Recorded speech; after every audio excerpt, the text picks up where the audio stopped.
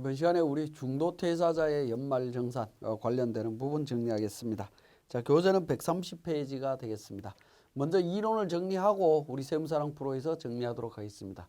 자, 중도퇴직자의 경우에 어떻게 되느냐 하는 건데 21년도에 중도에 퇴직한 사람은 퇴직한 달에 근로소득을 지급할 때 퇴직월에 지급할 때 연말정산을 합니다. 그러면 퇴직할 때 우리가 연말정산을 할 때는 보험료, 의료비, 교육비, 기부금 이런 특별세액공제 관련되는 정보들을 다 반영해서 연말정산을 하죠.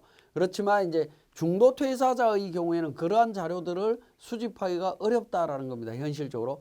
그래서 퇴사 시까지 발생한 특별공제나 특별세액공제, 공제는 가능합니다. 공제는 가능하지만 실무적으로는 반영하기 어렵다라는 겁니다. 그래서 미공제로 처리하게 되는데요. 공제하지 않은 경우에는 다음해 5월달 종합소득세 과세표준 확정 신고할 때 추가로 공제할 수 있다라고 보시면 되겠습니다.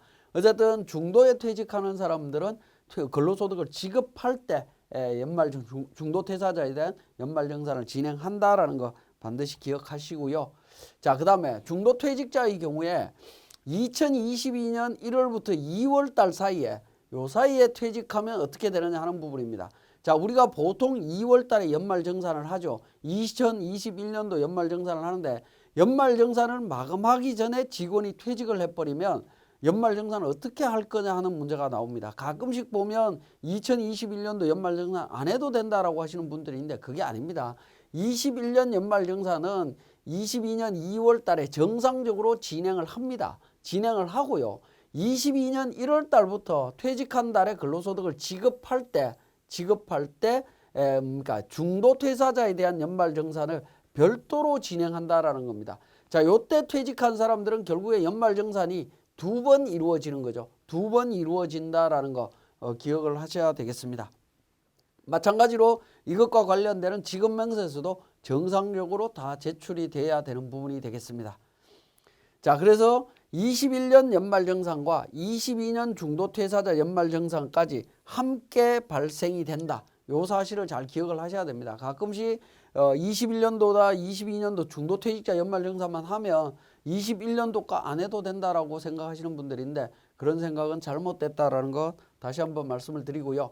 자, 연말정산의 내역에 대해서 급여대장에 반영하는 부분이 되겠습니다.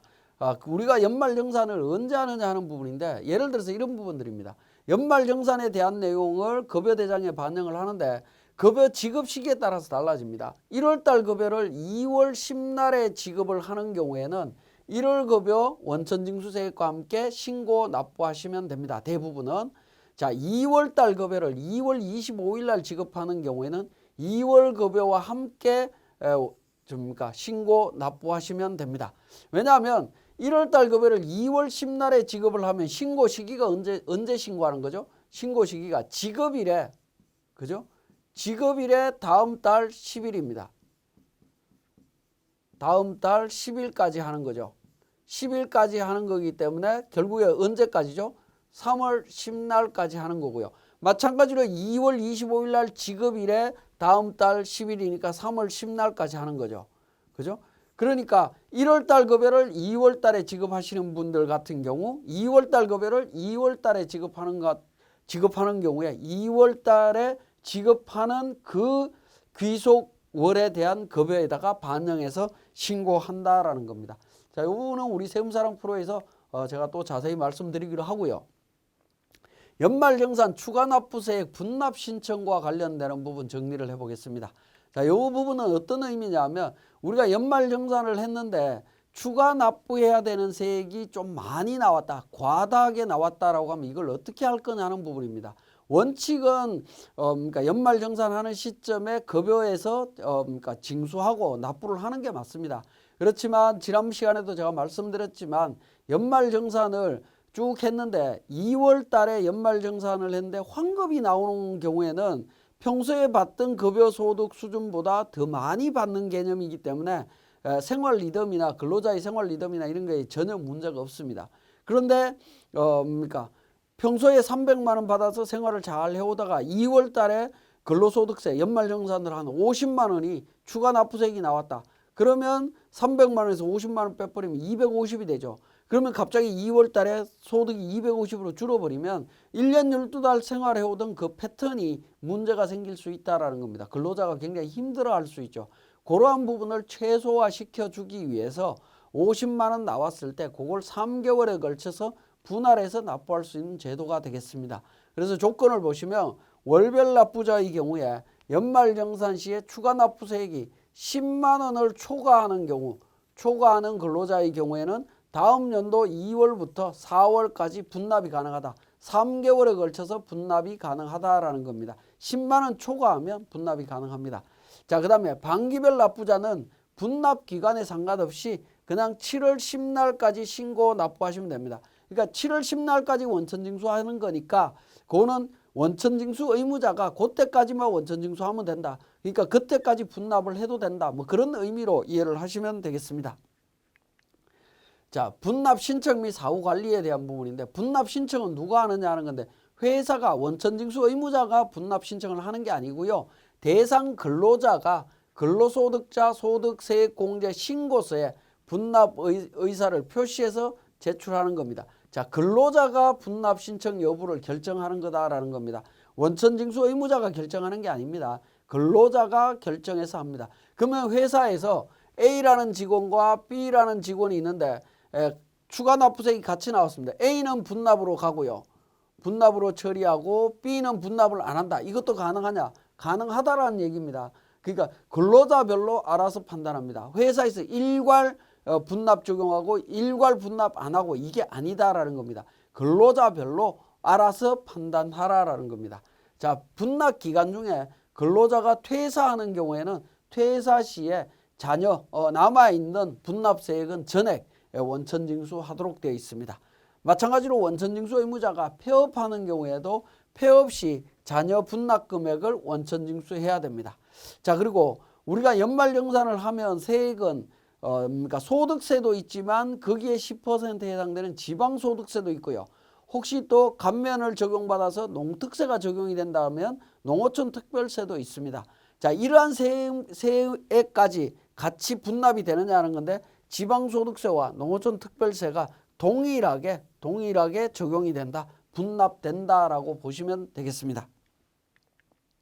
자, 지금까지 설명드린 내용을 우리 세무사랑 프로에서 다시 한번 정리하겠습니다. 자, 교재 130페이지의 중도퇴사자 연말정산과 관련해서 우리 세무사랑 프로를 통해서 살펴보겠습니다. 자, 중도퇴사자에 대한 연말정산 관련되는 부분에 있어서는 우리 먼저 사원 등록에서 퇴사한 직원의 퇴사 연월을 우리 기본사항의 16번에 미리 등록을 합니다. 송아지 직원 같은 경우에 2021년 5월 25일 날 이렇게 퇴사했다라고 등록을 했습니다. 이 부분이 먼저 등록이 되어야만이 중도퇴사자, 퇴직자라고 우리 프로그램이 인식되면 중도퇴사자에 대한 연말정산을 진행할 수 있습니다. 그래서 우선순위가 퇴사 연월을 등록한다라는 점이고요. 자, 이렇게 등록을 하고 난 다음에 퇴사월에 우리 5월 달이죠. 5월 26일 날 중도퇴사자에 대한 급여를 입력을 했습니다. 자, 중도퇴사자, 퇴사자로 퇴사 연월을 사원 등록에서 등록하니까 어떻게 되죠? 사원명에 이렇게 퇴사자라고 표현이 됩니다. 그리고 색깔도 흰색이 아니라 다른 색깔로 퇴사자인지 여부가 보이도록 시각적으로도 처리가 되어 있습니다. 자, 퇴사자 관련해서 급여 자료 입력했고요. 그러면 이제 항목 등록되어 있고 소득세 계산이 되어 있습니다.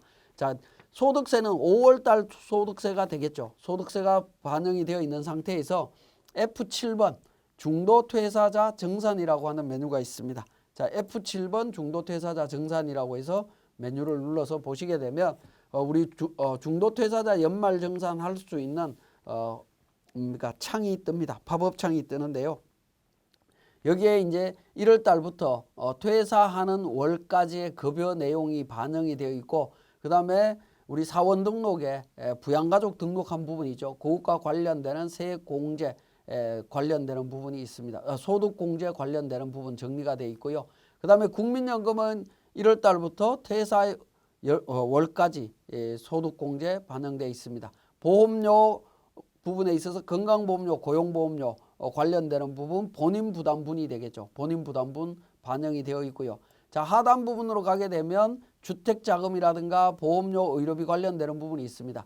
자, 이런 부분들은 관련되는 정보 자료가 있으면 반영하시면 되는데 중도퇴사자의 경우에는 거의 대부분은 반영하지 않습니다. 반영하지 않고 이 상태로 그냥 마감 정리를 하시면 되겠습니다.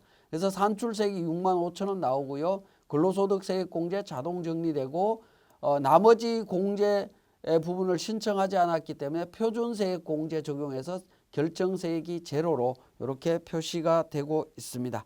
여기에 보시면 퇴사월 소득세 반영이라고 하는 부분이 있는데요. 퇴사월 소득세 반영이라고 하는 부분은 우리 급여대장상에 보시면 지금 현재 급여대장상이 소득세 65,300원, 지방소득세 6,530원 있죠. 요 내용을 급여대장상에 그대로 두고 반영하는 부분이 되겠습니다. 그래서 반영이라고 누르게 되면 계속 진행하겠느냐, 예라고 눌러보도록 하겠습니다. 눌러서 급여대장에 반영을 하게 되면 자, 소득세 부분과 소득세 부분을 5월달 소득세 부분을 정상적으로 반영을 하고 그 5월달 소득세까지 포함해서 중도정산소득세에서 326,500원이라고 하는 환급세액을 계산을 하고 있습니다.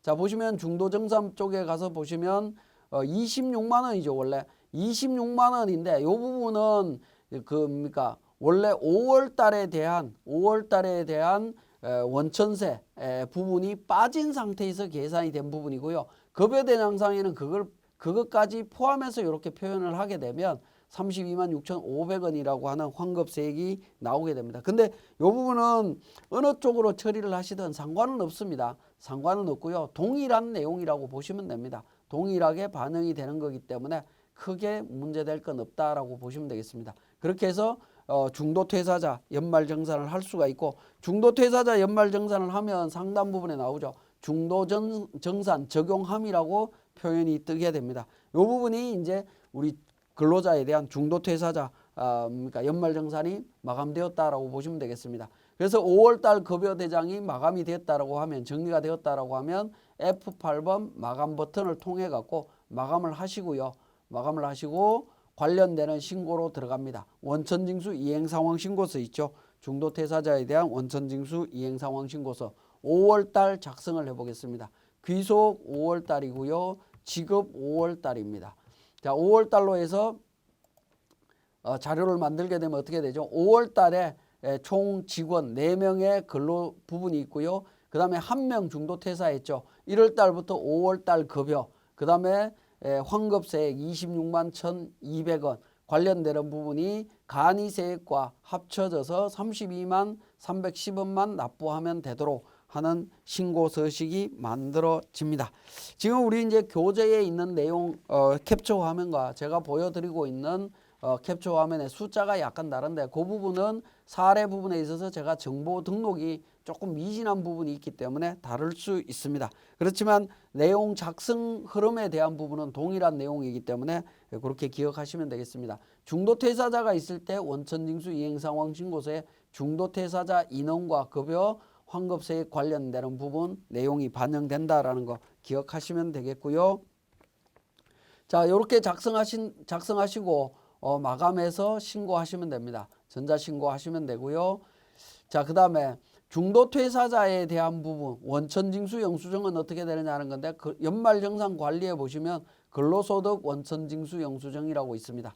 자, 여기에서 구분해서 이제 전체로 나오는데요. 전체로 조회를 하셔도 되고 아니면 중도라고 하는 부분을 선택하시면 됩니다. 화살표로 중도라고 해서 조회기간 5월달로 이렇게 조회를 하게 되면 송아지 직원에 대해서 중도퇴사자 관련되는 부분 원천징수 영수증 확인하실 수 있습니다. 자, 요 작성된 내용을 출력해서 근로자한테 그러니까 제공을 하시면 되겠습니다. 제공을 하시면 되겠고 마찬가지로 이 중도퇴사자에 대한 지급명세서도 다음 연도 3월 10일까지 정상적으로 제출을 하셔야 됩니다. 이 부분은 제가 우리 지급명세서 관련되는 부분 설명드릴 때 그때 다시 설명드리도록 하겠습니다. 자, 교재 134페이지에 연말정산 내역에 대해서 급여대장 반영하는 부분 한번 정리를 해보겠습니다. 자, 연말정산은 2020년도 연말정산은 2021년도 2월 달에 보통 이루어집니다. 자, 그래서 연말정산 추가자료 입력과 관련되는 정보, 전년도 정보를 한번 보도록 하겠습니다. 전년도 정보라기보다는요, 전년도 정보도 뭐 반영을 하셔도 되고, 당해 연도꼴로 가도록 하겠습니다. 자, 당해 연도권 관련되는 부분 2021년도 관련해서 우리 2월 달이니까 2020년도 기준이 되겠네요. 우리 교재에 있는 내용으로 가면 동일한 내용이 되겠습니다. 그래서 연말정산 추가자료 입력의 전년도 자료를 제가 한번 보겠습니다. 자, 전년도 자료 불러오기를 통해서 한번 보시게 되면, 자, 그래서 백두산, 안기부, 속리산 관련되는 정보들이 있습니다. 자, 요 정보들을 우리 급여대장에 반영하는 부분이 되겠습니다. 자, 급여대장에 반영하는 부분은 연말정산을 2월 달에 진행을 했었죠. 그래서 귀속 연월에 2월 달에 2월 26일 날 급여 관련되는 부분 이렇게 반영을 하시면 됩니다. 자, 기본적인 2월 달, 21년도 2월 달에 대한 급여 반영하시고요. 자, 연말정산 내용은 어떻게 반영하냐면 F7 중도퇴사자 정산이라고 하는 부분 옆에 역삼각표 있죠. 이걸 눌러보시면 연말정산과 분납이라고 하는 부분이 나옵니다. 자, 연말정산이라고 하는 부분 SF6입니다. 연말정산이라고 하는 부분을 클릭을 하시게 되면 어떻게 되죠? 101번 사원부터 시작해서 1001번 사원부터 1004번 사원까지 전체 나옵니다. 그죠? 그러면 추가 납부세액이 있는 분도 있고 환급세액이 나오는 분도 있죠. 자, 연말정산 데이터 적용하기라고 해서 버튼을 누르게 되면 급여대장에 반영이 되는 부분이고요. 그리고 연말정산 데이터가 안 나오는 경우에는 세로 불러오기라고 해서 세로 불러오기를 통해서 반영을 하시면 됩니다. 세로 불러오기를 통해서 반영하시면 전년도에 그러니까 연말정산 추가자료 입력을 통해서 정산이 완료된 직원에 대한 정보가 반영이 된다라고 보시면 되겠습니다. 김외국이나 박지사 같은 경우에는 자료가 없습니다. 이 친구들은 그러니까 2021년도에 입사한 친구들이기 때문에 그러니까 사원 등록에 있는 정보만 그냥 보이는 내용이라고 보시면 되겠습니다. 자, 여기에서 분납 처리하지 않고 그대로 반영한다라고 하면 그러니까 연말정산 데이터 반영하기라고 해서 적용할 직원을 체크하신 다음에 연말정산 데이터 반영하기를 누르게 되면 반영이 되어 있습니다. 어떻게 반영이 되어 있죠? 당해 월에 대한 원천징수세액과 하단 부분의 연말정산, 환급세액 또는 추가 납부세액이 이렇게 반영되어 있는 것을 확인하실 수 있습니다. 연말정산 내용이 반영되게 되면 상단 부분에 연말이라고 이렇게 표현이 되게 되어 있습니다. 그죠? 표현이 된다라는 점 기억을 하시고요. 자, 이렇게 반영을 하고 난 뒤에 마감하신 다음에 우리 원천징수 이행상황신고서 작성해 보겠습니다. 마찬가지로 원천징수 이행상황신고서 2월 달부터 귀속이 2월 달이고요. 지급기간 2월입니다.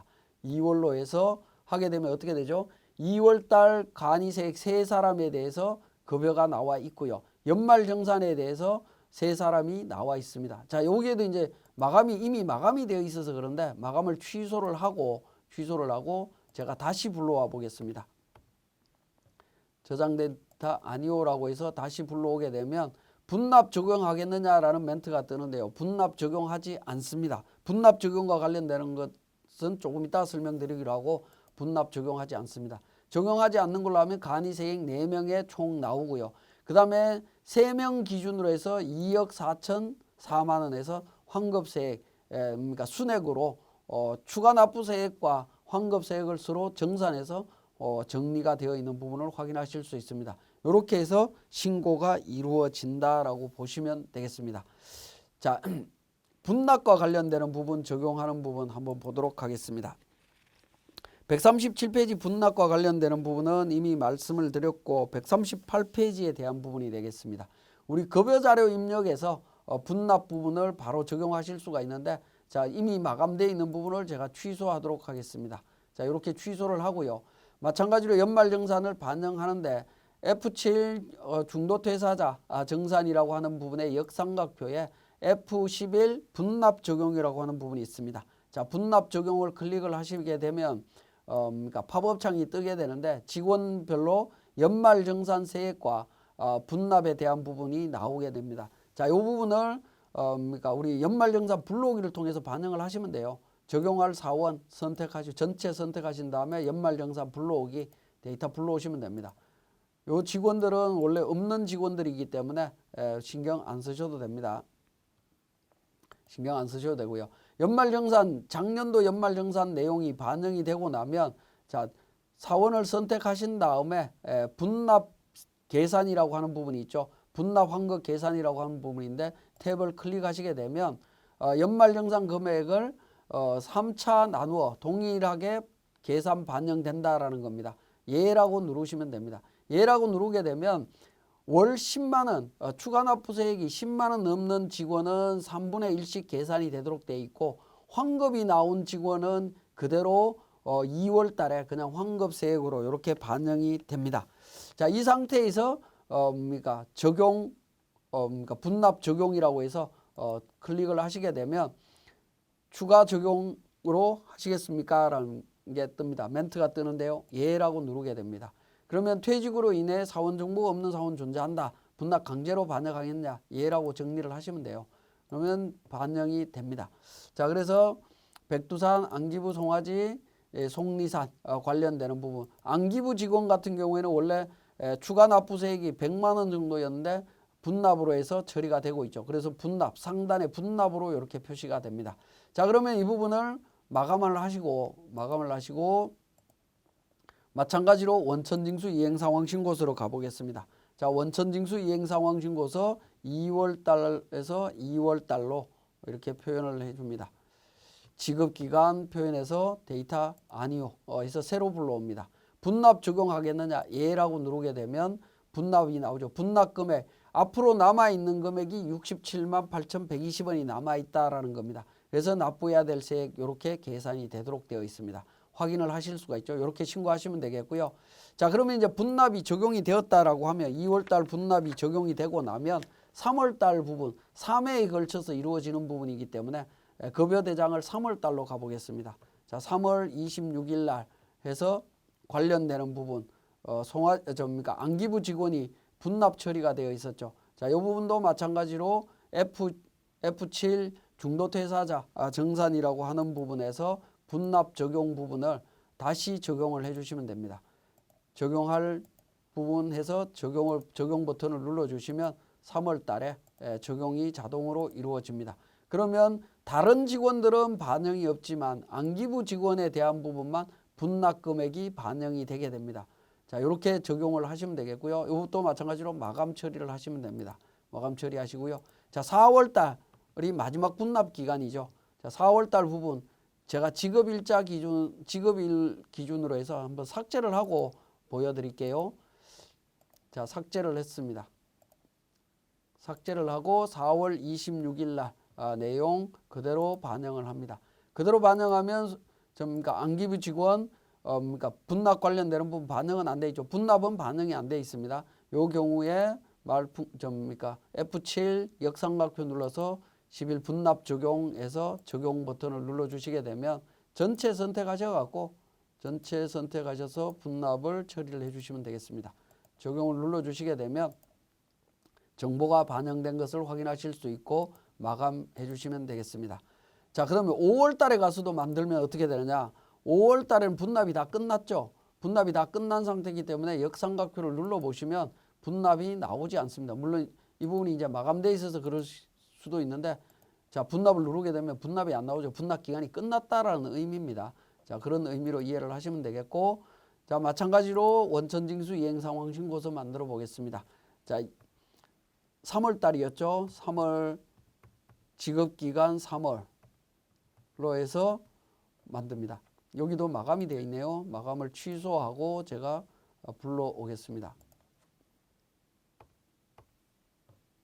아니오라고 해서 제가 자료를 반영을 하겠습니다.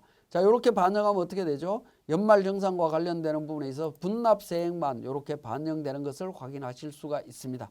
자, 이렇게 마감해서 신고하시면 된다라는 겁니다. 자, 마찬가지로 4월 달 것도 불러오게 되면 4월 관련되는 부분이 되겠습니다. 아니오로 해서 반영을 하게 되면 연말정산 분납세액 부분이 이렇게 반영돼서 신고되는 부분이 있습니다. 그래서 특히 분납세액이 있는 경우에는 2월 달은 반영이 쉽습니다만은 3월, 4월 달은 우리 프로그램에서 2월 달에서 자동으로 분납된 부분이 자동으로 지금 반영이 되지 않고 수동으로 한 번 더 해야 된다라는 점, 그 부분을 좀 주의해서 살펴보실 필요가 있을 것 같습니다. 자, 지금까지 우리 중도퇴사자 연말정산과 그러니까 정상적인 연말정산에 대한 부분을 우리 급여대장에 반영하는 과정을 살펴봤습니다.